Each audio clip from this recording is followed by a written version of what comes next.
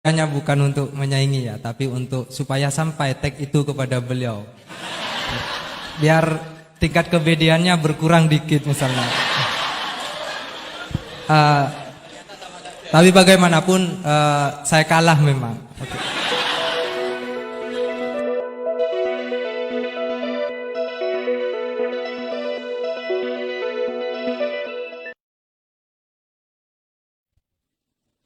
Assalamualaikum warahmatullahi wabarakatuh. Alhamdulillahirabbil alamin wa bihi nasta'inu ala umurid dunya waddin wassalatu wassalamu ala asyrafil anbiya'i wal mursalin wa ala alihi wa sahbihi ajma'in. Amma ba'du. Rabbi shrah li sadri wa yassir li amri wahlul 'uqdatam min lisani yafqahu qawli waj'al li wazira min ahli. Allahumma iftah lana hikmataka wansur alaina rahmataka min khazaini rahmatika ya arhamar rahimin. Sahabat-sahabat yang berbahagia, terima kasih sudah hadir dalam acara ngaji bareng bersama Gus Baha. Terima kasih juga kepada sahabat-sahabat Mahat Ali, alumni dan simpatisan yang saat ini sedang meramaikan pengajian secara online, masih di channel Mahat Ali.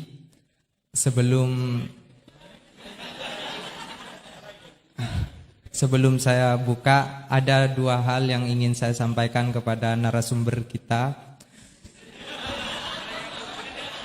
Yang pertama, kami mengucapkan terima kasih atas perkenan hadir untuk yang kedua kalinya. Sebenarnya Mahat Ali kemarin ada rencana sowan ke dalam Gus Baha, tetapi karena lockdown akhirnya kami tidak bisa, dan insya Allah kalau sudah keadaan memungkinkan kami akan ke sana biar sah menjadi muridnya. Itu yang pertama. Yang kedua, ini sekedar laporan, bukan untuk minta pujian, bahwa di pertemuan pertama tahun lalu kita dikritik karena ternyata ada murid yang hafal Al-Quran tapi gurunya belum ada, dan itu tidak sah. Alhamdulillah belakangan ini sudah ada 3 guru Mahat Ali yang hafal Al-Quran, Gus. Ya. Bisa. Yang pertama mohon disiapkan Ustadz Ahmad di Muhammadiyah ya.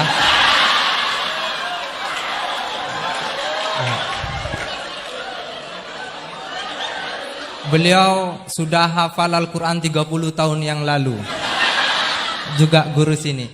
Dan yang kedua Ustadz Miftahus Surur, kurang lebih 18 atau 20 juz. Terus yang ketiga Ustadz Wandi, kurang lebih 15 sampai 17 juz. Dan yang lain di moderator sendiri di berbagai juz, ayat-ayat ahkamnya aja.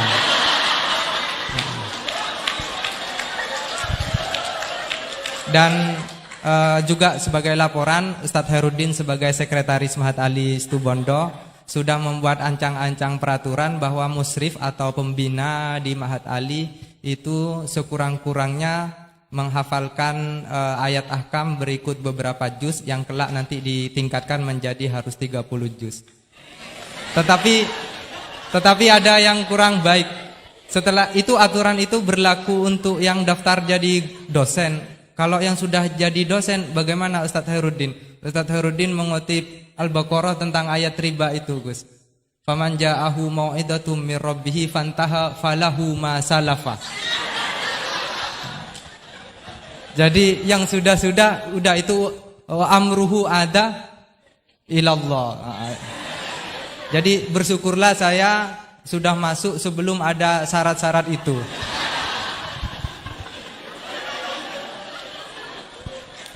Dan yang terakhir, saya sudah kapok juga untuk mengatur kiai. Saya tidak akan ngurus temanya apa, waktunya berapa. Saya persilahkan sesuka-sukanya juga saat ini dalam pengertian yang hakikat. Bukan hanya karena kapok ngatur ya, tetapi juga beliau sudah berjanji tidak akan lebih 45 menit tahun lalu. Jadi ini hanya soal menagih janji saja. Saya persilahkan kepada yang mulia. Teman-teman gitu, biar ketemu lagi. Pakainya pakai apa tuh? Di sini kajiannya pakai apa? Fikih usul fikih, makosid. Pakai kitab apa? Kalau M2 jamul jawami, kalau M1 ghairul usul, yang mutakallimin. Kalau yang muqaran usul fikih. Jamak ngambilnya gampang, ngambil susah. Ada nggak? Ada jamul jawami. Ngambil. Satu. Maunya ngambil yang gampang itu udah ada kok. Jamul jawami.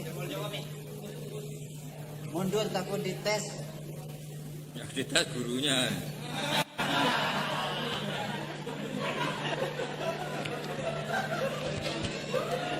Siapa nanti yang dites Qurannya? Kamu ya?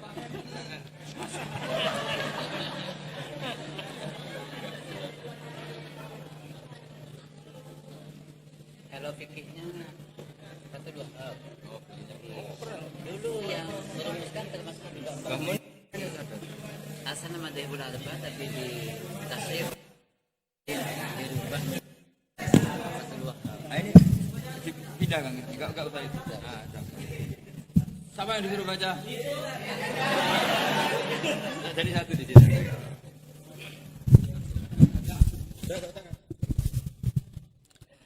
Assalamualaikum warahmatullahi wabarakatuh. Bismillahirrahmanirrahim. Allahumma sholli wa sallim ala sayyidina Muhammadin wa ala alihi washabihi ajmain. Amma ba'du. Semoga semua di sini dimaafkan Allah Taala. Karena ganggu wong top. Top cara pangeran, angger mukmin ya top. Begini ya, jadi saya tahu banyak foto-fotonya Mbah Mun ketika sama Ki As'ad. Bapak saya kandung juga pernah di sini ketika Muktamar 84, beberapa keluarga termasuk Ki Ahmad Siddiq karena beliau juga turunan Lasem. Yang jelas kenangan kita dengan Ki As'ad itu banyak, dari bapak, dari guru, kemudian beliau juga ngaji di Sidogiri. Saya juga dapat keluarga Sidogiri, banyaklah hal-hal. Tapi yang saya pastikan memaklumatkan diri sebagai Ma'had Ali itu entah keangkuhan, entah jujur, tidak tahu. Karena Ali itu maknanya kelas tinggi. Kelas tinggi itu bisa kelas tinggi ilmunya atau kelas tinggi ya macam-macam. Tapi saya beri contoh. Ini ya, Wahid kan masih kecil, panggil Wahid saja. Ini tak beri contoh. Ini kitab Minhajut Thalibin. Ini saya belajar tak takriri sampai seperti ini. Ini bisa dilihat ini. Hampir di semua kitab saya, kitab-kitab induk, entah itu fikih, entah ihya, entah hikam, itu pasti ada takrirannya. Karena tadi saya sudah komplain sama Pak Khairuddin, keputusan fikih udah ada khilaf itu gak keren gitu saya itu. Karena bawaannya fikih itu khilaf. Saya beri contoh ya. Di sini fikihnya kan diajarkan kan Fathul Wahhab ya. Saya sedikit cerita tentang Fathul Wahhab. Dulu indukan kitab fikih itu namanya ya kan? Dikarang katanya dikarang oleh Imam Syafi'i. Sebenarnya enggak dikarang, diimlakkan. Ini pakai bahasa Ma'had Ali, kelas tahqiq. Ya, kalau bahasa umum kan kitab dikarang Imam Syafi'i itu salah besar. Karena di situ masih ditulis qala Imamunas Syafi'i. Yang benar itu amla alaina Syafi'i, diimlakkan oleh Imam Syafi'i, ditulis oleh beberapa muridnya. Yang paling masyhur kalau kitab itu Imam Muzani. Sebenarnya di situ ada Imam Buaiti, ada Imam Robi, tapi yang paling telaten itu Imam Muzani. Sehingga kitab itu dinisbatkan pada Imam Muzani.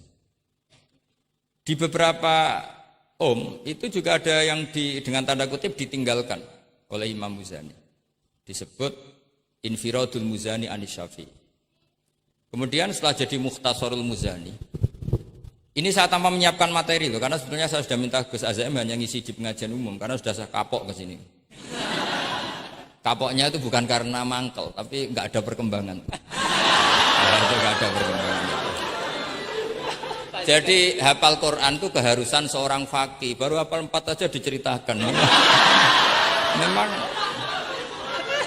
ini ngawur sekali itu sebetulnya. Memang normalnya seorang faqih memang hafal Quran. Enggak boleh hanya berapa? 4.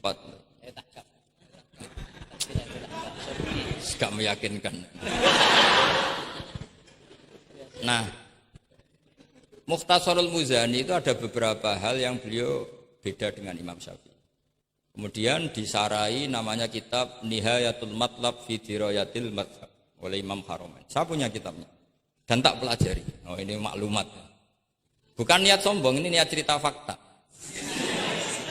Nihayatul Matlab fi Dirayatil Madhab. Kemudian Imam Haramain punya murid alim alamah yang saat itu belum suka tasawuf. Namanya Imam Ghazali. Beliau akhirnya menulis Al-Basit, berhubung Ma'hatali sinau basit gak pati iso, mergo kegeden digenti Al-Wasit. Al-Wasit ya ora pati disinau ini digenti apa? Al-Wajiz. Alhamdulillah, kayaknya Pak Khairuddin juga gak punya. Punya kitab Wajiz? Wahid punya? Wahid, Wajiz? Berapa halaman itu? Kitab Wajiz itu. Berapa halaman? Tebelnya aja kira-kira seberapa tebelnya? Ya tebelnya seberapa? Kalau nggak tahu isinya paling nggak tahu tebelnya. harganya masih ingat ya? Kalau nggak tahu isinya tahu harganya ya. Cetakannya DKI apa? Ya, ingat dia kalau uang ingat dia. Jadi bawaannya orang nggak bakat soleh itu kalau uang itu ingat. Terus setelah itu diringkas lagi sekaligus ada kritik tertentu, komplain tertentu disebut al-muharrar. Jadi memang syaratnya fikih itu harus ada yang komplain karena nggak bisa final. Disebut apa? Al-muharrar. Al-muharrar itu ya sudah dinamain al-muharrar yang sudah diteliti oleh Imam Rafi'i. Ada yang komplain lagi ya setengah sarah tapi setengah komplain. Namanya Minhajut Thalibin. Minhajut Thalibin dikomplain lagi di era Syekh Zakaria Al-Ansari. Dari masdar dengan jamak mudzakkar salim diganti manhajut tullab. Ya maknanya sama, minhaj sama manhaj maknanya sama, Thalibin jamak mudzakkar salim, tullab jamak taksir. Jadi asli ini yo cara Jawa mau akal-akalan tok, Minhajut Thalibin jadi manhajut tullab. Kemudian manhajut tullab itu dikarang sangat ringkas. Sehingga yang baca itu tidak paham. Mu'alifnya akhirnya dengar-dengar kalau anak-anak Mahtali itu tidak paham. Akhirnya terus manhajut tullab disarai sendiri oleh Syekh Zakaria Al-Ansari. Jadi Fathul Wahab. Loh alhamdulillah ya masih banyak yang enggak paham. Padahal sudah sarah. Harusnya sarah kan gampang. Ya tidak paham itu bagus kan kita ngaku tidak paham tawadhu. Daripada ngaku paham enggak paham mendingan ngaku enggak paham kan. Kemungkinannya dua kalau ngaku gak paham. Mungkin tawaduk, mungkin betul adanya. Yang kedua lebih. Nah saya cerita sedikit tentang kenapa fikih itu harus ada dan selalu ada khilaf. Karena itu masalah furu'iyah. Apa? Saya beri contoh, ini kitab Minhajut Thalibin. Dan saya punya catatannya banyak. Oh sampai gini, sampai sarah-sarahnya punya. Terus catatannya ya banyak. Saya bangun tidur saja bisa, saking seringnya belajar. Dan saya alhamdulillah tidak punya masalah ingatan. Jadi kadang banyak guru punya masalah apa? Ingatan. Tapi tidak perlu dianggap harus kemana gitu, ke rumah sakit apa, tidak perlu, nggak ingat gitu. Misalnya sampean tak kasih tahu. Siapa paling pinter jagomu tak bedaan. Yang namanya sujud misalnya. Sujud itu apa coba? Secara lughat. Wat'ul jabha alal ardi. Sehingga Imam Rafi'i berpikir sujud itu asal ada watul jabha alal ardi ya sah adanya. Dan beliau mengklaim, ini saksinya Pak Khairuddin ini wasabe as-sujud wa aqalluhu mubasyaratu ba'di jabati musallahu. Ya.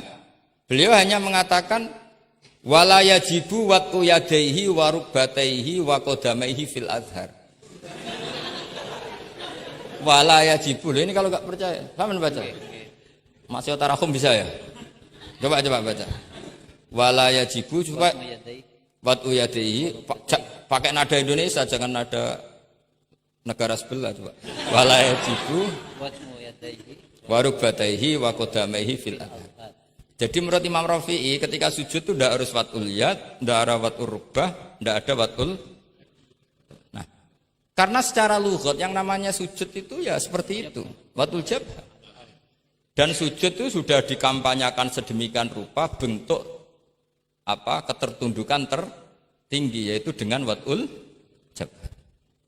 Artinya posisi kepala di bawah pantat.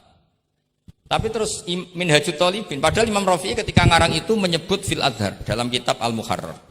Terus kultu kata Imam Nawawi al adhar wujubuhu.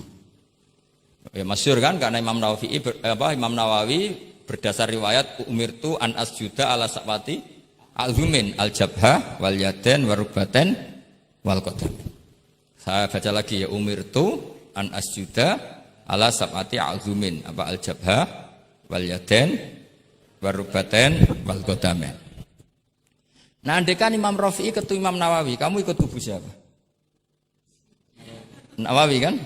Nah, sekarang oke, berdasar riwayat dan praktek guru-guru kita semuanya seperti itu. Kalau sujud melibatkan 7, oke itu berdasar riwayat dan berdasar perilaku guru-guru kita. Oke, secara sanad kita tidak punya pilihan, pasti seperti itu.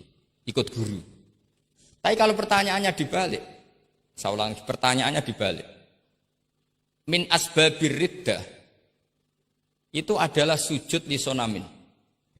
Kira-kira kalau ada orang sujud hanya watul jabah lisonamin, sudah murtad apa belum? Murtad kan?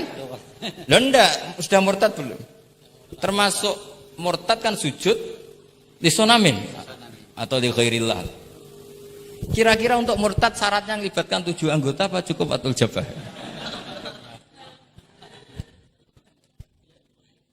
Untuk sah menjadi murtad.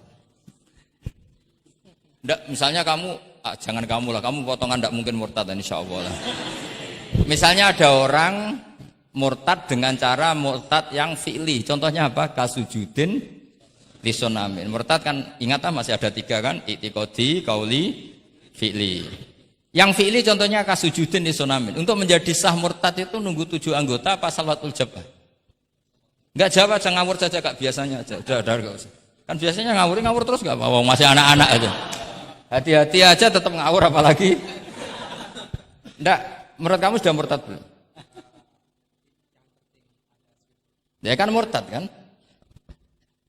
Artinya kalau itu sah untuk menjadi murtad, harusnya juga sah untuk menjadi sujud. Karena sama-sama simbol.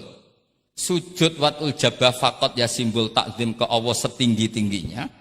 Kenapa menjadi murtad? Karena ini simbol hormat kepada sonam setinggi. Sehingga Imam Rafi'i berpendapat sujud itu tidak harus melibatkan anggota 7. Ya kira-kira gitu lagi. Makanya tadi saya juga matur Mas Hasan, piye gurumu mbok kanyamu lah, guru keduren. Maca fikih ora ono khilaf iku fikih apa? Fikih ben seru itu harus ada khilaf. Ya ini sama yang baca supaya jadi seksi. Kalau menurut Imam Rafi'i seperti itu. Enggak, ya harus jadi wala yajibu ini. Enggak akan keliru. Tadi kan sudah tak baca. Wala yajibu wat'u yadayhi wa rukbatayhi wa qadamaihi fil adhar. Imam Rafi'i di Muharrar terus Qultu al-adhar wujubuhu. Ya kan sama-sama bilang al-adhar. Imam Rafi'i bilang enggak wajib ya al-adhar. Imam Nawawi bilang wajib ya al-adhar. Kamu partai mana? Ditutup wallahu a'lam. Oh, ya.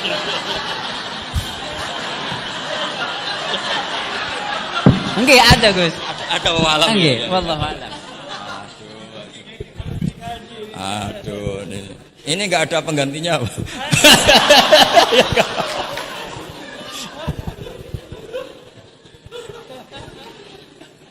Jadi fikih itu mau tidak mau harus khilaf karena sudut pandangnya seperti itu. Misalnya sopan itu baik. Misalnya saya di sini, kiai kamu saking sopannya itu dodok mulai sana itu bagus. Tapi nak kiaimu apa kepleset terus kue sopan. Sedang kiaimu kesemper lagi dok. Sehingga kita sebagai kiai itu mikir sopan itu bagus. Tapi kalau berlebihan kan tidak efektif kan. Cong aku pengen jedeng tuntun kue kokono. Kalau sini tuh kan deprok terus melaku ke sini. Jadi makanya ya kita harus ngeritik juga, sopan berlebihan juga akhirnya ada efektif. Jong sedeng kiaimu tiba mati kayak lagi tok kan. Nah, sekarang perempuan juga gitu. Mbak-mbak yang cantik tuh baik sopan apa baik tidak sopan? Baik tidak sopan. Karena kalau sopan sama Pak Wahid, ayo sopan, mesti eling terus ra iso turu. Tapi nak ra sopan, seneng aku, gaji ini Mahatali mau piro. Itu langsung lupa. Dan itu bagus karena melupakan Nah, lo betul ini kan katanya tadi siapa yang hafal Quran? Ya nisa an-nabi lastunna ka ahadim inan nisa. Ini taqaitunna fala takhdu'na bil qaul fayatma alladzi fi qalbihi marad. Wahai orang-orang yang cantik, kalau ketemu lelaki itu jangan terlalu sopan. Fala takhdu'na bil qaul. Kalau ngomong jangan terlalu khudu, karena bawaannya lelaki yang fi qalbihi maradun, khudu itu dianggap mau. Saya tadi ada Mbak cantik sama Pak Khairuddin atau sama Pak Wahid sopan. Mohon kalau derek guru mawon, mesti pikirannya, oh maksudnya gelem tak wayo, mesti dah wayo. Padahal maksudnya derek itu menderek mata pelajaran. Tapi utek-utek begini itu kan. Yang fikol dia apa? Marot, contoh saja loh. Tapi bisa fakta. Itu mesti pikirannya itu kemana-mana. Mohon kalau derek Pak Fakid mawon, ngomong wong ayu, nak sengaja kan rati pikir. Sehingga unik. Khusus perempuan yang cantik itu sopan itu tidak baik di dalam komunitas lelaki yang fi qalbihi, karena pikirannya mesti, padahal Mbak tadi bilang gitu maksudnya anut Pak Wahid, ikut mata pelajarannya, tapi pikirannya sampean kan bisa enggak gitu. Fala takhdu'na bil qauli fayatma alladzi, itu hebatnya Quran. Jadi psikologi lelaki juga dibicarakan. Bawaannya lelaki kalau ketemu perempuan cantik kok sopan, kok memberi harapan, itu terus golek dukun mahabbah. Kayak apa pinternya Quran? Lah ini sayangnya yang hafal baru 4. Padahal saya satu mobil saja tadi hafal berapa Gus? Pakai satu mobil. Karena pondok saya memang pondok tahfidz. Jadi yang derekno saya banyak yang hafid. Jadi satu kelas kalah dengan satu mobil. Supir saya hafal Quran, penderek saya hafal Quran, yang bawakan tas ya. Oh, kalah jauh itu sudah. Yang ngatur kiai tidak hafal Quran. Iya, memang pondok saya pondok tahfidz karena memang pondok tahfidz. Jadi seperti itulah. Masa kamu menyarankan orang tidak sopan? Tidak mungkin kan. Masa kita ngajari santri-santri tidak sopan? Tidak mungkin. Tapi kalau kamu ajari sopan, khusus yang cantik, ketemu lelaki yang seperti itu, akibatnya fayatma alladzi fi qalbihi marad. Makanya di sarah-sarah atau di tafsir-tafsir sampai ada penjelasan wa yusannu lil marati takhlidu sautiha. Perempuan disunatkan menebalkan suaranya untuk menghilangkan rasa apa? Syahwat lelaki tadi. Wis paling enggak misalnya enggak mau nebalkan ya judes. Misalnya ketemu Pak Wahid, "Mbak apa ning ndi?" "Gak urusanmu." Oh, itu mesti langsung lali. Nah, tapi nak jawab, badhe napa ngersakno napa? Nggih kula tak derekno jenengan riyen. Wah, bahaya. Ya. Padahal maksudnya derekno iku ya mata pelajaran, ndak ada hubungannya dengan mau dinikah. Tetap muni naudzubillah lah kalau itu. Nah, itu fikih. Jadi fikih itu menginduk ke usul fikih. Tapi usul fikih sendiri itu kalau ndak ngerti fikih jadi itu jadi liar. Karena khayalnya lebih tinggi. Makanya banyak orang yang pengagum usul fikih itu jadi liberal karena terus terlalu banyak khayal. Maka pondok-pondok itu harus ada fikih dan ada usul. Saya beri contoh liar itu begini misalnya. Maqasidus syariah itu kan bisa subjektif. Sehingga Imam Syafi'i itu yang kritik man istahsana faqad syarra'a. Orang yang sering berpikir istihsan faqad syarra'a, maka dia mau berpikir bikin syariat tandingan. Misalnya gini, saya ini kiai yang suka tirakat. Karena dulu misalnya mondoknya itu suka tirakat. Terus santrinya diwajibkan puasa setahun atau diwajibkan enggak boleh makan nasi. Itu bikin syariat tandingan. Karena apa? Tahrimu malam yahrum, mengharamkan sesuatu yang tidak haram. Atau mewajibkan ijabu malam yajib. Itu termasuk kriminal cara Sulam Taufik. Loh iya, bahkan Sulam Taufik mengebabkan itu di bab riddah. Saya ini sudah tak toleransi, tak tulis minal kabair. Kalau di Sulam Taufik dimasukkan bab riddah. Karena ijabu malam yajib berarti bikin syariat.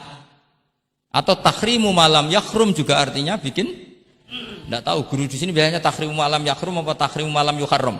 Umumnya bacanya apa? Bisa dua. Ya rodok maju berarti sermayan. Nah, tapi kamu tidak bisa menyalahkan kiai-kiai yang mengharuskan muridnya tirakat karena itu cara untuk kasrus syahwah misalnya, untuk memecah syahwat. Tapi tetap saja nggak boleh mewajibkan karena nanti ada syariat tandingan, nggak boleh. Syariat ini sudah sempurna, nggak boleh ada syariat baru. Yaitu disebut ijabu malam yajib atau takhrimu malam yakhrum. Maka kata Mbah Mun, resikonya dadi kiai ngalim. Mbah Mun sering guyon gitu. Aku kiai ngalim dadi ribet. Apa ngaramno rokok sing darani halal yo akeh. Dihalalno cah cilik-cilik rokok. Jadi kiai itu kan lebih tunduk ke konstitusi ilmu. Ribet lah, ribet. Misalnya begini, sampean tak bedheki. Assalamualaikum ketika salam, itu yang wajib salam pertama apa salam kedua? Pertama. Itu wajib niat mufarokoh apa niat menghabisi sholat atau mengakhiri sholat apa enggak perlu niat?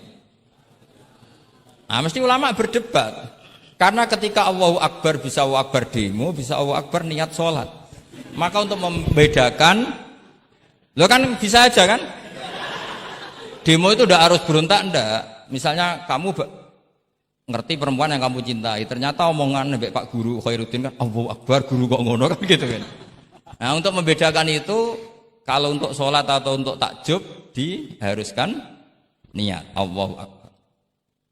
Nah, sekarang salam harusnya juga ada pikiran begitu. Ini salam karena ketemu orang, apa salam karena keluar dari sholat. Makanya selalu ada ulama yang berpendapat wajib niatul khurud minas sholat. Karena logikanya kalau Allahu Akbar wajib niat sholat untuk membedakan Allahu Akbar yang wiridan, Allahu Akbar yang takjub, Allahu Akbar yang demo, untuk membedakan itu semua niat. Salam juga gitu, salam mubalek, salam kenalan, salam apa, harusnya pembedanya adalah niatul khurud minas sholat. Makanya saya tadi itu komplain sama Pak Khairuddin, itu basul masail fikih kok ada khilafnya. Hebat betul orang itu kata saya itu. Itu yang putri tadi. Oh, yang putri itu.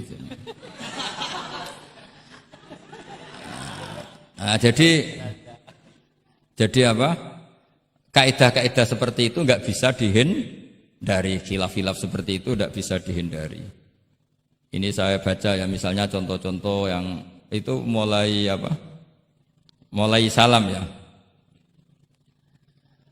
Jadi pilihan-pilihan itu, misalnya di salam ana jaza anha, terus asani asyar assalam wa aqalu assalamualaikum wal aso jawa qultu al aso al mansur wa annahu la tajibu niyatul khurud. Jadi ada yang bilang tidak wajib, mesti artinya ada yang bilang wajib. Karena jadi nggak ada pilihan. Setelah ada pembanding itu udah ada. Sekarang begini lagi. Ini yang ulama kadang-kadang ya nyuwun sewu andekan kita ulama itu kadang ra cocok, tapi cocok ra cocok. Ya harus didengar ini ngaji. Ulama fikih kadang ya sembrono, tapi kaya muni ngono kualat aku. Saya ngomong aku wae. Nak darani iktidal, menamai iktidal itu ruknun qasirun ghairu maksud. Julus benas sajdatain atau jalsah itu kan ruknun qasir ghairu. Itu banyak ahli hadis yang komplain. Ini ngawur betul fuqaha itu. Wong rukun kok ghairu maksud. Dan mereka berani bilang itu rukun sing ghairu maksud. Kusida lil fasli, hanya dimaksudkan untuk pemisah. Itu kan yo mangkelno wong rukun kok ghairu. Ternyata ulama itu punya niat begini. Setelah dikatakan ruknun qasir, maka jangan ada pesaing. Yaitu ukurannya apa? Julus jalsah benas sajdatain enggak boleh lebih lama ketimbang tasyahud akhir. Tasyahud awal sunat bu jangan ngaji ora khatam. Tasyahud akhir apa awal? Akhir, berarti sabtu lisan pinter lah pinter. Iktidal juga ruknun qasirun, maka enggak boleh lamanya menandingi qiyam lil Fatihah. Ya, sudah jelas ya. Yang jalsah benas sajdatain enggak boleh menyaingi tasyahud akhir. Yang iktidal enggak boleh menyaingi qiyam lil Fatihah. Ternyata ulama itu ya mikir, disaingi ku ya ora enak. Ngene kaya kula saingi Khairuddin ya ora gelem. Ora krana sombong, disaingi itu ndak enak. Kecuali level ya. Kecuali level. Level ya hafal Quran itu 30 juz. Itu Jibril bisa demo ke kamu. Memangnya saya hanya nurunkan ayatul ahkam. Enak saja milik. Memangnya selain ayatul ahkam enggak menarik. Itu kalian semua pasti berhadapan dengan Jibril. Coba Jibril nurunkan semuanya apa hanya ayatul ahkam? Kalau saya ketemu kan aman. Itu pun di sana kadang masih belum lengkap setoran. Iya bahaya kamu itu. Nah, ketika wajib gak mau disaingin, ini ternyata menginduk ke mazhabnya Abu Bakar As-Siddiq. Di antara sifat Allah paling keren itu la syarikalah. Di mana-mana zat yang top itu gak mau saingan, dan itu normal karena memang gak ada yang setara dengan Allah. Suatu saat Abu Bakar itu pulang. Ini nanti saya cerita fikih banyak. Kamu pasti setelah ini tambah pinter, tak jamin. Bukan barokahnya saya lah, barokahnya Mbah Mun, barokahnya Mbah As'ad gitu. Tapi kena rasombong yang termasuk barokahku lah gitu. Nak kamu tidak sombong, tapi sombong juga gak apa-apa. Terus biasa salah, orang salah sombong salah liane. Abu Bakar pulang. Di situ itu istrinya menyediakan beberapa makanan untuk sahur. Itu marah besar. Apa kamu mau menandingi Ramadan sehingga puasa sunat aja persiapannya seperti ini? Bahkan sebagian riwayat itu beliau memukuli Kidrun, jadi itunya ada yang dirusak lah kira-kira gitu. Ini dengerin betul, nanti akibatnya di fikih. Makanya di fikih apa? Sholat fardu itu nggak mau kesaingan.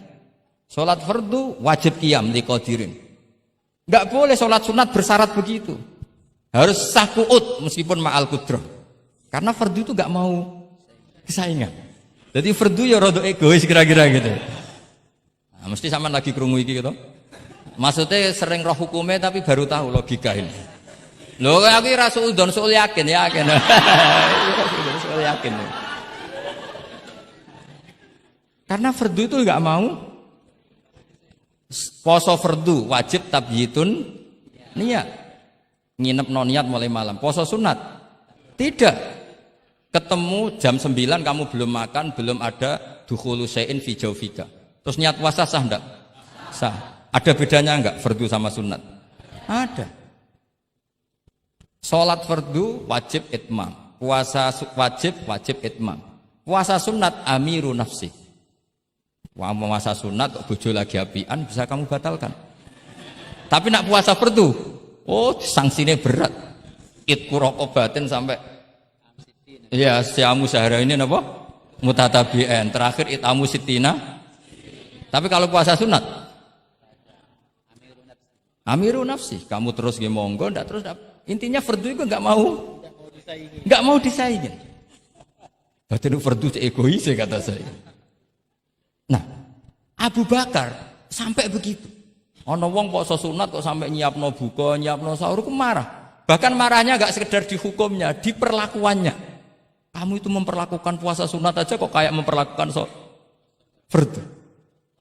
Hanya di menunya, di persiapannya. Dan ternyata Imam Syafi'i benar, ternyata di hukumnya juga harus beda. Misalnya tadi, qiyamul qadir fil fardi wajib qiyam. Tapi kalau sholat sunat, boleh qu'ud walau ma'al qudrah alal qiyam. Jadi ini ulama. Ini perpaduan usul fikih dan fikih. Jadi fardu itu ya agak angkuh lah kira-kira gitu. Angkuh itu kalau baik namanya izzatun nafs. Memang harus beda. Lah di sini. Nah, di bab zakat juga sama. Ukuran wajib itu apa? Akhdhal imamu qahron atau la yuqta'u yadu sariki. Ben kita tambah pinter. Tetap goblok ya ora apa-apa zaman akhir, tapi kita tak pinterno sithik lah. Ketika seseorang diputuskan wajib zakat, kok tidak mau zakat? Efek hukumnya apa? Akhdhal imamu qahron, imam boleh ngambil paksa. Atau kalau mustahik itu nyuri dengan kadar yang memang jatahnya la tuqta'u yadu.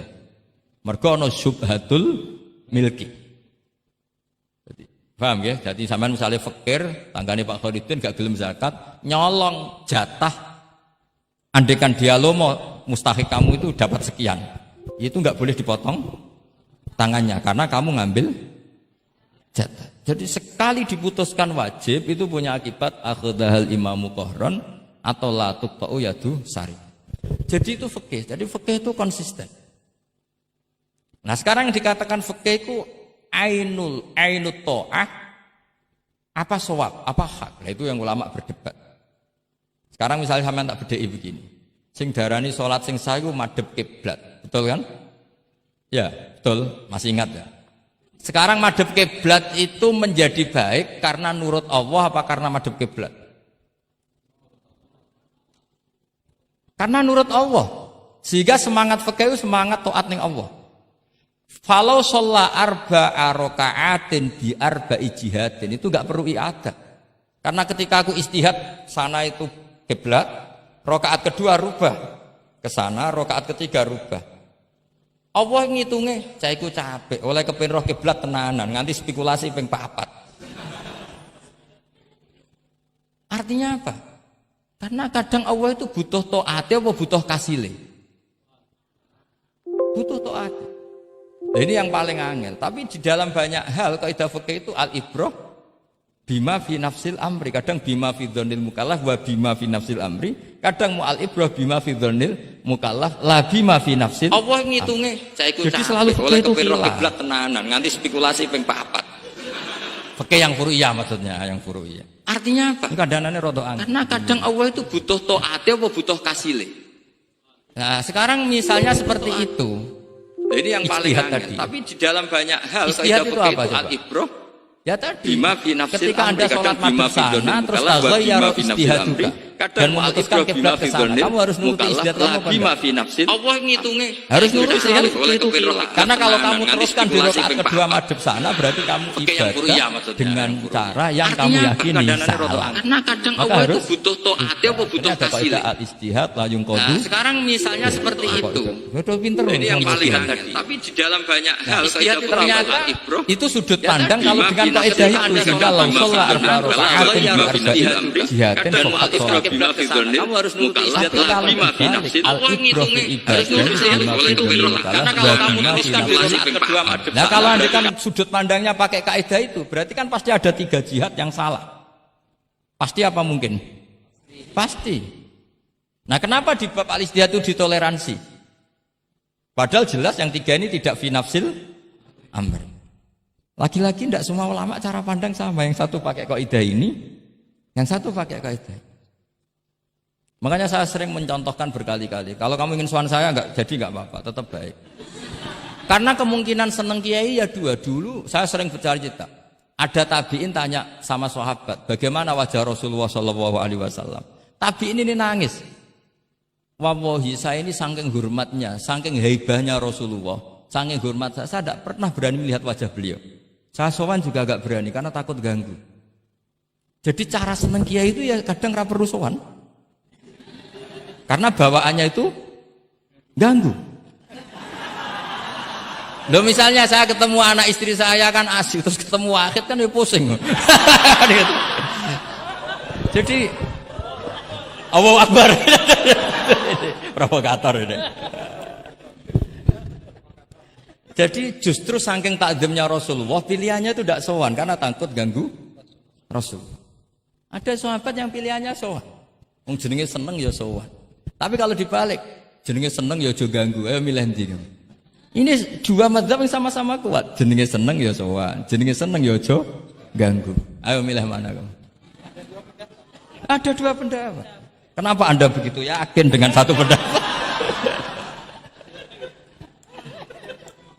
Di furu'iyah, saya ulang lagi di furu'iyah. Ya, bukannya maklum nanti itu. Jadi tidak gampang. Sholat pakai pakaian resmi begini itu bagus. Pakai jubah, kamis, atau pakai hem, pakai sarung itu bagus. Tapi andaikan Nabi selalu sholat demikian, itu bahaya. Saya ulang lagi bahaya. Bahaya bagi syariat ini. Ini saya niat ngajarin gurunya, bukan anak-anak. Suatu saat Jabir bin Abdillah, kalau kamu baca lihat di bab sholat di Bukhari atau di kitabul ilmi, ilmu fi sholat maksudnya. Itu Jabir bin Abdillah itu pernah datang ke masjid, pakai gamis, pakai baju resmi, imamahnya dicopok, kamisnya dicopok. Semua dicopot terus sholat hanya pakai sarung tok, izarin wahid. Terus akidan torofaihi ala atikihi. Ini kayak orang kuno, sarung satu di akidan torofaihi ala atiki terus sholat. Geger sahabat tabiin, kan ini era tabiin, geger tabiin. Unzur ila sahibi Rasulullah, lihat tuh sahabatnya Nabi. Sholat ke model kayak gitu.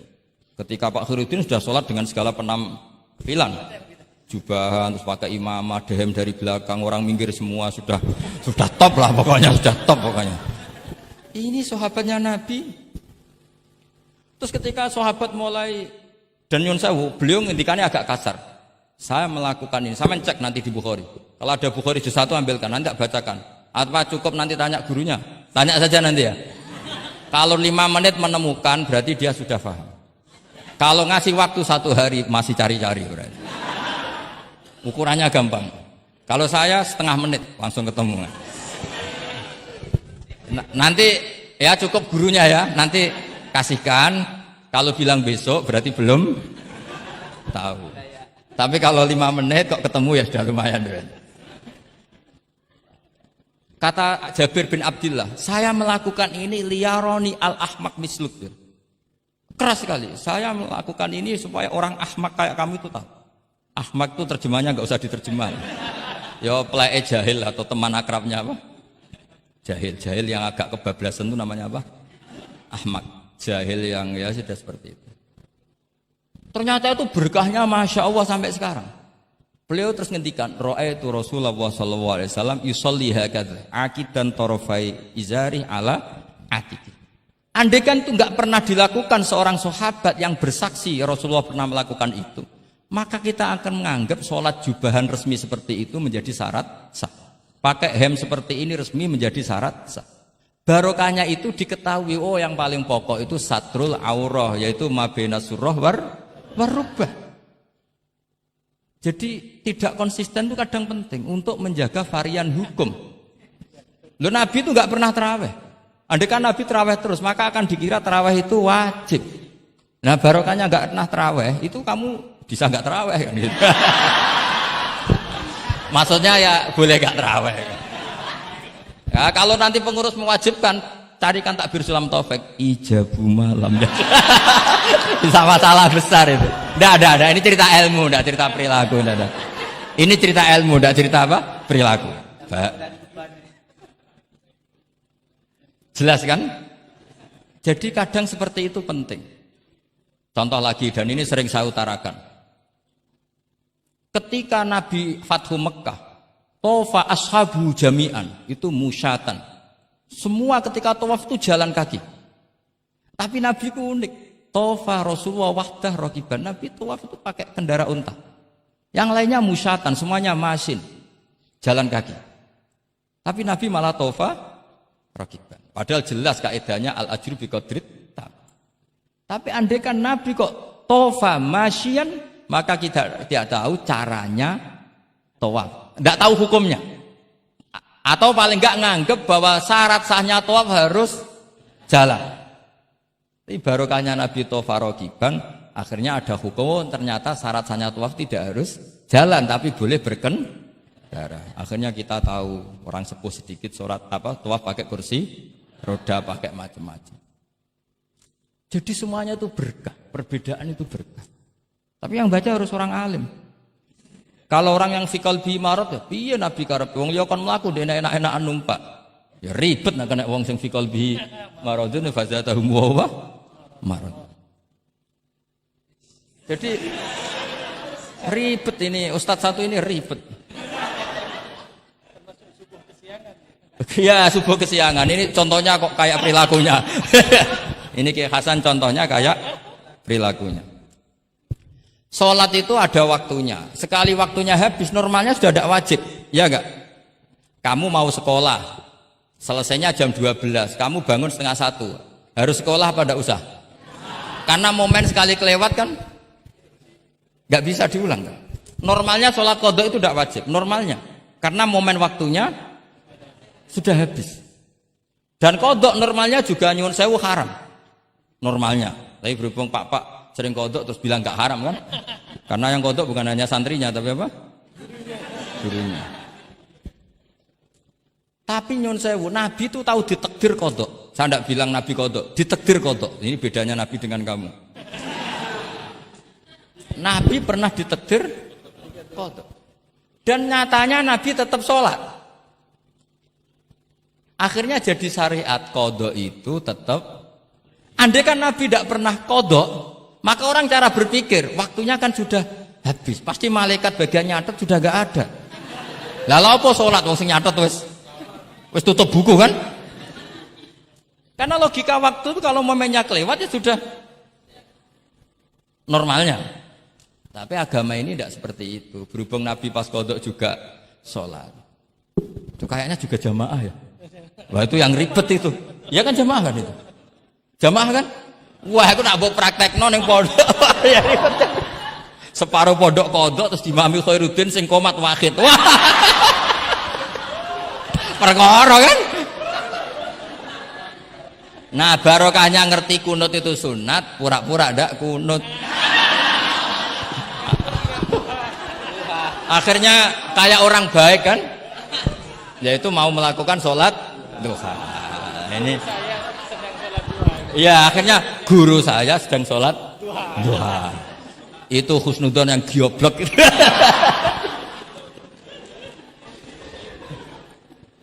Jadi, lah itulah yang jadi analisis usul fikih. Jadi semuanya itu ada analisisnya. Saya ulang lagi semuanya itu ada. Yang jelas tuh di antara pantangan Islam tuh ijabu malam yajib dan tahrimu malam yahrum. Karena manis tahsana faqad syarra'a. Dan Allah tuh gak suka ada syariat tandingan tuh gak suka. Karena bahaya kalau semua orang istihsan bahaya. Saya pernah ini cerita nyata. Ada pengurus yayasan yatim piatu yang sehat. Saya ulang lagi yang sehat. Sehat yayasannya, sehat apa keuangannya, sehat perilakunya. Datang ke saya minta doa, minta nasihat. Normalnya kan saya puji, tapi saya dingin saja. Saya bilang yayasan yatim piatu itu bagus, tapi lebih bagus lagi kalau dibiarkan. Karena anak-anak yatim ini kan milik keluarga. Setelah bapaknya mati, biasanya mbahnya ngerawat, Pak D, Pak Leknya ngerawat. Nah, dengan kamu ambil ke yayasan itu, dia tercerabut dari keluarga. Satu, Anda jangan merasa perilaku Anda atau solusi Anda atau amal Anda lebih baik. Bisa saja kalau di keluarga lebih. Tak beri contoh, anak yatim di kampung saya ini gendut-gendut. Karena dulu Pak D, Pak Leknya, mbahnya tidak pati sayang, barokah yatim sayangnya berlipat. Terus kedua, barokahnya di rumah makannya bebas. Kalau di yayasan kan harus pakai jam. Mana seneng cah cilik makan di jam. Jadi biar, ya nah ini lagi-lagi khilaf. Yang setuju yayasan yatim, yang sehat loh, kalau kan yang nggak sehat memang kita tidak cocok. Yang sehat, bayangkan yang sehat, itu saja ada masalah. Karena tadi anak ini kan bagus, makanya Mbah Mun pernah dawuh, yayasan yatim piatu itu ya apik, tapi gak oleh bocah tercerabut songko keluarga. Nah, ini kalau kita mentasrek terus semua anak diambil terus gak tahu Pak D-nya siapa, mbahnya, meskipun ditulis, tapi kan nggak semudah itu. Ingat kalau hanya sekedar di catatan dokumen kan. Tapi kalau dibiarkan di keluarga ngundang Pak D, Pak Le, Mbah dan sebagainya. Jadi nggak bisa misalnya kamu bahas masalah gimana hukumnya mendirikan yayasan yatim piatu. Terus kamu bilang sunat mutlak. Nggak bisa.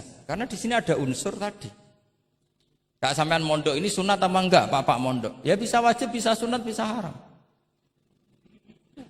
Karena yang haram misalnya gini, kamu di kampung kamu itu andalan, tidak ada orang baik kayak kamu, tidak ada yang bisa ngaji kecuali kamu. Enak-enakan mulang neng pondok, mergo keren timbang mulang neng kampung, mau wong telu. Makanya Mbah Mun kalau guyon sama saya masih ingat betul lagi. Jadi kiai yo latihan, aku tahu keliru kata Mbah. Tak pikir keliru apa? Anak perainan ditanya Mbah Mun, "Cung perainan kok neng pondok?" Mbah Mun sempat kusnudon kayak cah sregep, wong perainan kok ndak pulang ini. Ternyata, lu perainan kok neng pondok, Cung, kok sregep temen. Mboten Mbah, nak teng omah kan ngarit.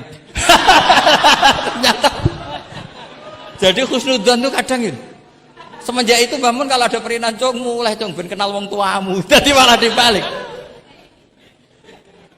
Iya kan kalau kelamaan ke pondok kan enggak roh asal usul orang tua sehingga tidak punya empati, tidak punya kasihan kan. Orang tuanya berjibaku ngarit apalah kerja-kerja apa.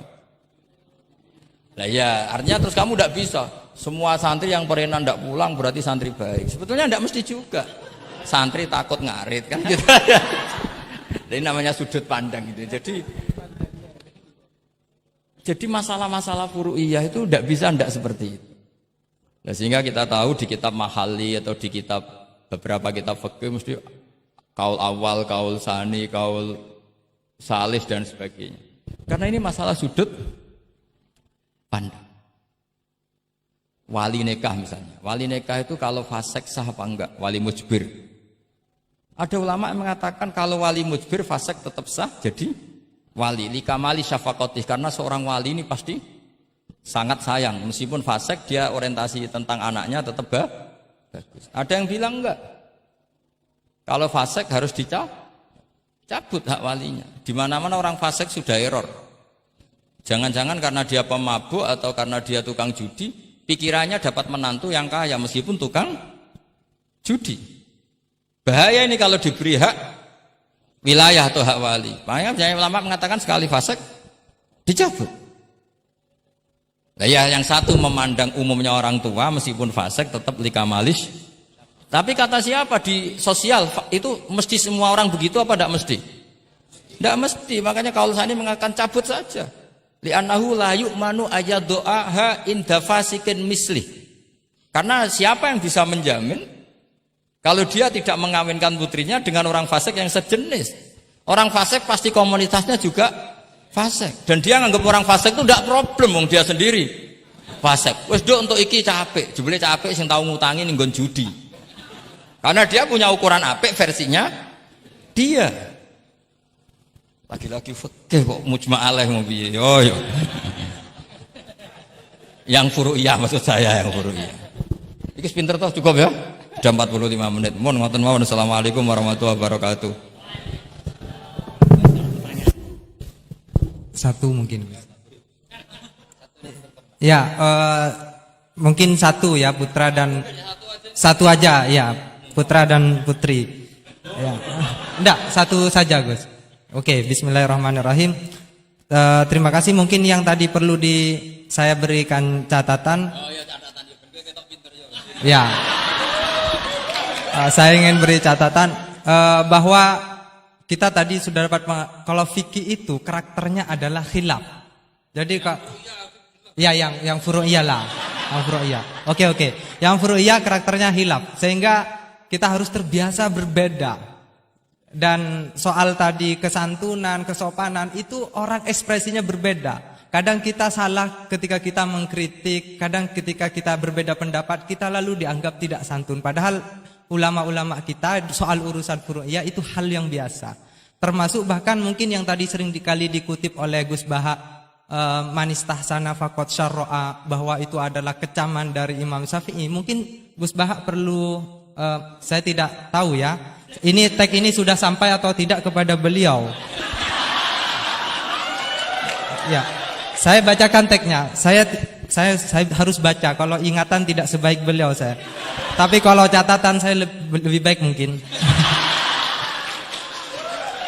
Fawatihur Rahamut qala Syekhul Akbar inna maqsudash Syafi'i min qawlihi man istahsana faqad syarra'a hada madhul mustahsin wa arada anna man istahsana faqad sara bimanzilati nabiyyin dzi syari'atin wa atba'u Syafi'i lam yafhamu kalamahu.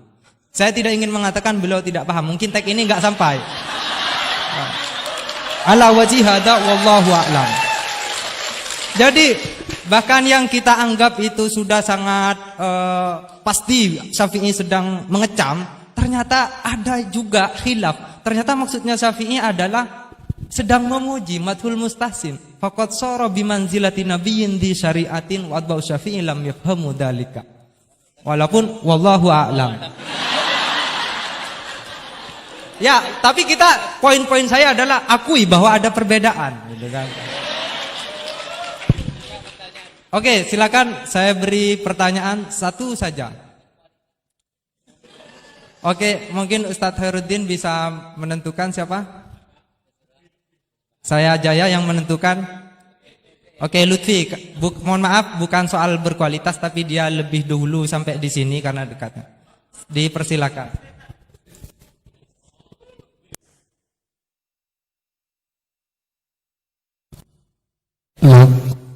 Assalamualaikum warahmatullahi wabarakatuh. Haji Ahmad Bahuddin Nur Salim atau yang lebih dikenal dengan Gus Baha yang saya takzimi dan semua guru-guru saya yang saya hormati.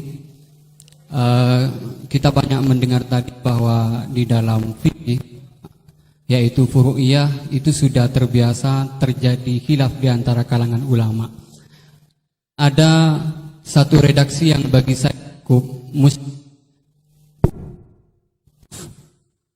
ada satu yang menurut saya di antaranya di dalam Bujairami al-Khatib.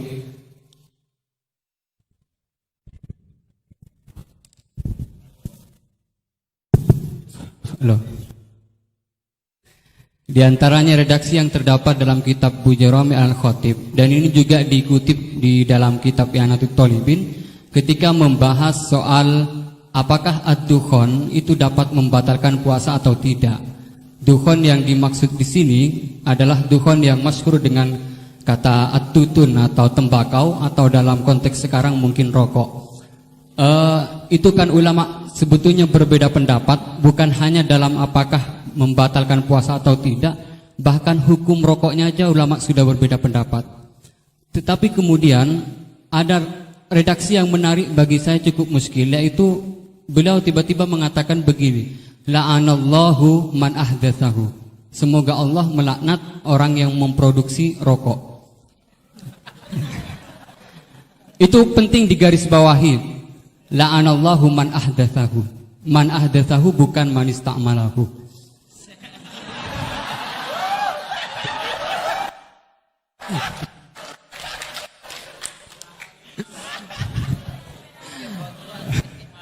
Ini cukup kriminal karena ngomongnya di dalam pesantren yang cukup itu menjadi di negara Indonesia.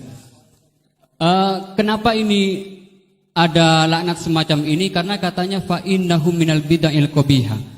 Tetapi maksud saya, kenapa ulama ini sampai melaknat padahal hukum rokok itu saja merupakan furu'iyah yang memang sudah sewajarnya terdapat khilaf. Sementara saya sebagai santri NU Tulen itu mengenal memiliki ulama-ulama yang atau kiai-kiai yang luas, yang bukan hanya tidak mau mencaci maki apalagi sampai melaknat, bahkan mengkafirkan pun itu merupakan pantangan. Sehingga pertanyaannya ini unik, setelah saya cek juga ada dalam kitab Kasyifatus saja yang kita tahu itu pengarangnya orang Indonesia, walaupun mungkin NU belum hadir pada saat itu. Jadi pertanyaan saya untuk redaksi ini, apakah dalam syariat Islam atau fikih utamanya itu memang ada pembenarnya melaknat orang lain atau dalam tanda kutip mendoakan orang lain jelek? Mungkin hanya itu. Terima kasih. Assalamualaikum warahmatullahi wabarakatuh.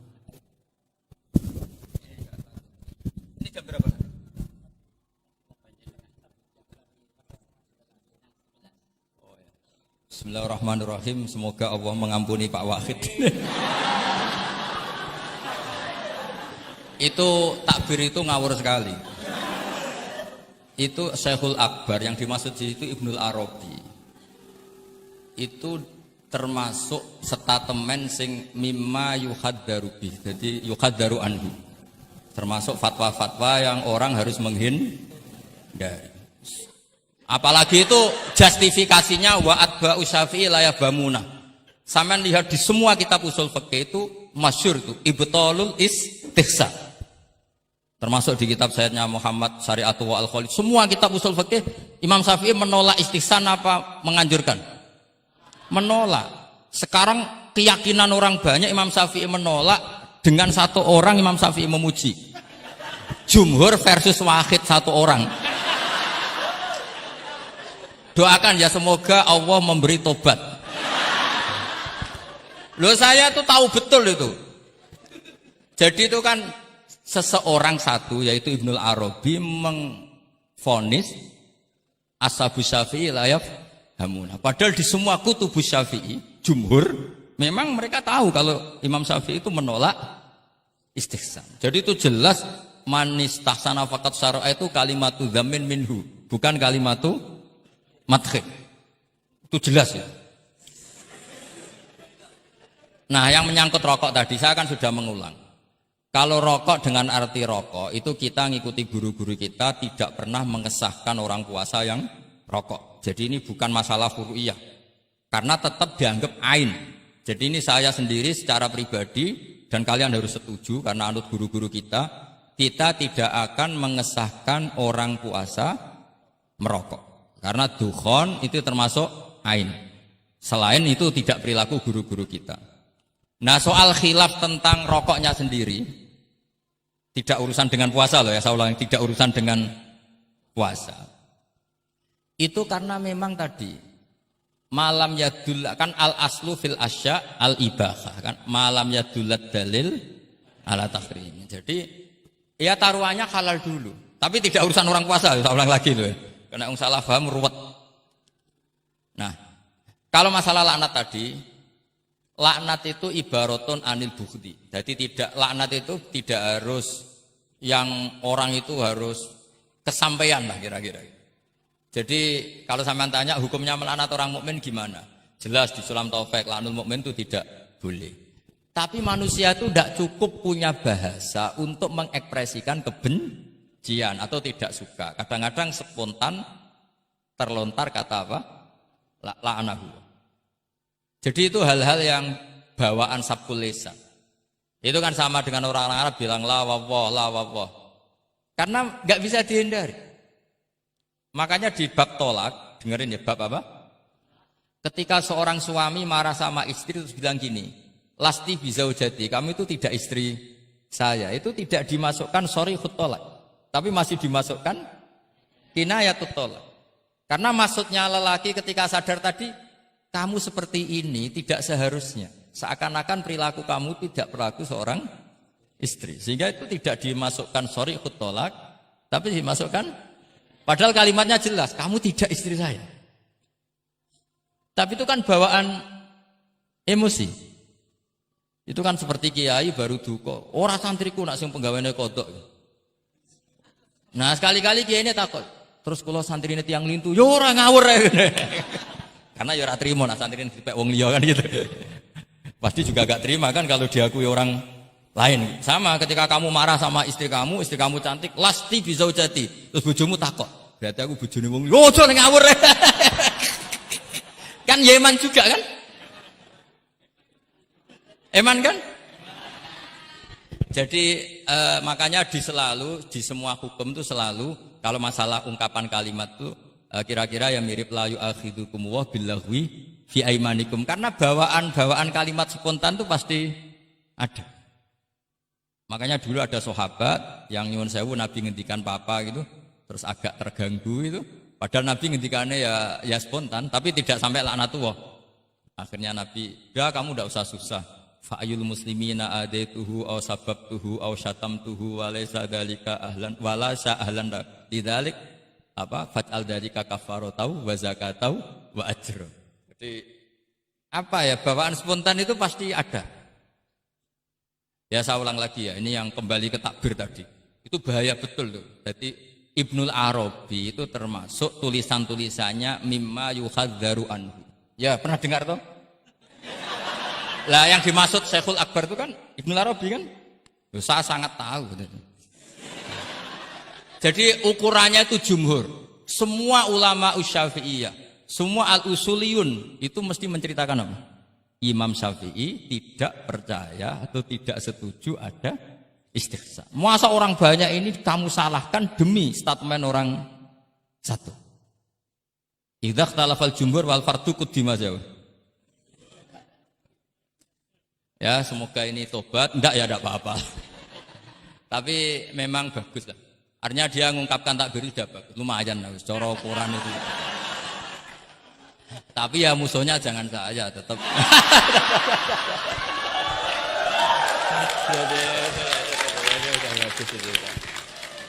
Kalau ada yang jauh seperti Abdul Wahab memadukan yang enggak mungkin, itu memang salah. Jadi cari saja di ya ibtalul istihsan. Ya pokoknya walhasil ashabu Syafi'i semuanya menolak istihsan. Wong Imam Syafi'i butuh gini. Kalau nanti ada istihsan yang baik, mintanya Imam Syafi'i jangan katakan istihsan, itu masuknya kias. Karena kalau kias kan ada makis, nginduk ke makis aleh. Lah makis aleh ini ada nasnya. Pokoknya butuh Imam Syafi'i itu jangan sampai orang tercerabut dari akar Quran dan hadis, kemudian istihsan dengan subjektivitasnya sendiri, dan itu kalau pakai subjektivitasnya sendiri namanya fakot syarro dong ya ini. Oh, alhamdulillah. Tapi ini sudah pinter loh ya, jangan terus. Ya, jadi ini menghormati Jumatan, yang jelas ini sudah 2 kali sudah cukup tuh, sudah pinter. Iya sudah. Loh, provokator. Nggih wonten ditutup Al-Fatihah.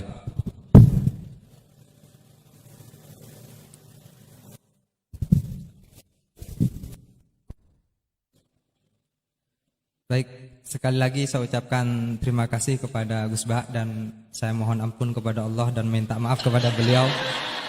Memang tujuannya bukan untuk menyaingi ya, tapi untuk supaya sampai tag itu kepada beliau. Biar tingkat kebedaannya berkurang dikit misalnya.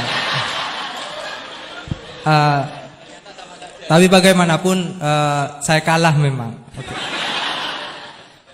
Ya, kita tutup dengan bacaan surah Al-Asr 1 kali bersama-sama. Bismillahirrahmanirrahim. Wal asri innal insana lafi husrin illal ladzina amanu wa amilus solihati wa tawassaw bil haqq wa tawassaw bis sabr.